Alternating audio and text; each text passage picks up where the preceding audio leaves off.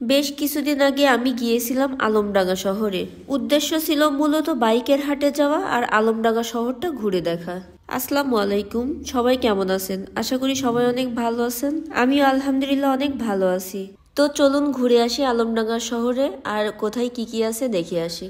জনশ্রুতি আছে, এক বানভাসী বৃদ্ধা নান্দাই ভাসতে ভাসতে আলমডাঙ্গার কোনো এক স্থানে উঠে এসে বলেছিলেন আলামডাঙ্গাই, আর সেই থেকে এই জনপদের নাম হয়েছিল আলামডাঙ্গা, যা কালক্রমে আলমডাঙ্গা নামে পরিচিতি পায়। আর একটি মত আছে যেটা মোটামুটি গ্রহণযোগ্য। কথিত আছে আলমডাঙ্গার উপকণ্ঠে আসাননগর এলাকায় আলম ফকির নামে এক সাধক বাস করতেন। তার নাম অনুসারে এই জায়গার নাম হয় আলমডাঙ্গা। আলমডাঙ্গা হচ্ছে চুয়াডাঙ্গা জেলার একটি উপজেলা। আলমডাঙ্গা উপজেলায় রয়েছে একটি পৌরসভা এবং 15টি ইউনিয়ন। তো বাস থেকে নেমেই প্রথমে গেলাম আলমডাঙ্গা স্টেশনে। আলমডাঙ্গা স্টেশন নিয়ে আমার একটি পূর্ণাঙ্গ ভিডিও দেওয়া আছে, তাই এখানে স্টেশন নিয়ে বিস্তারিত কিছু বললাম না। স্টেশনে ঘুরতে ঘুরতে লাঞ্চের সময় হয়ে গিয়েছিল।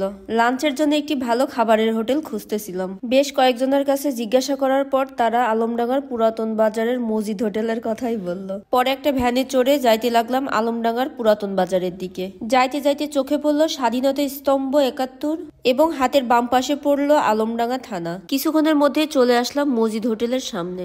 মসজিদ হোটেলের অপোজিটেই ছিল একটা হাজি বিরিয়ানি হাউস।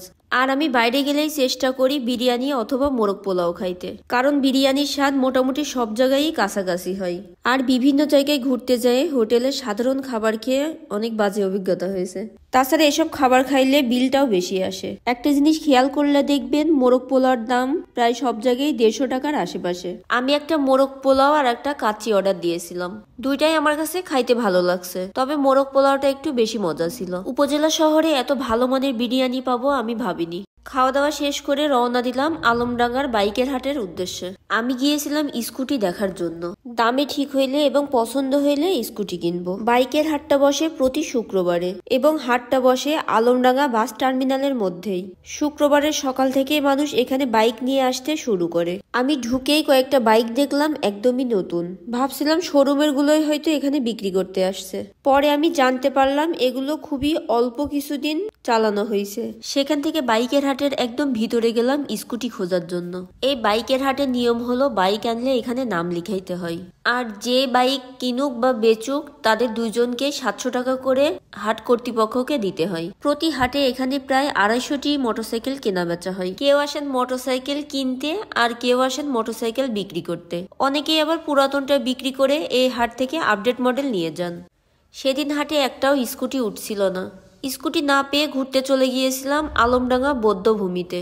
আমাদের মহান মুক্তিযুদ্ধের সাক্ষী আলমডাঙ্গার এই বৌদ্ধভূমি।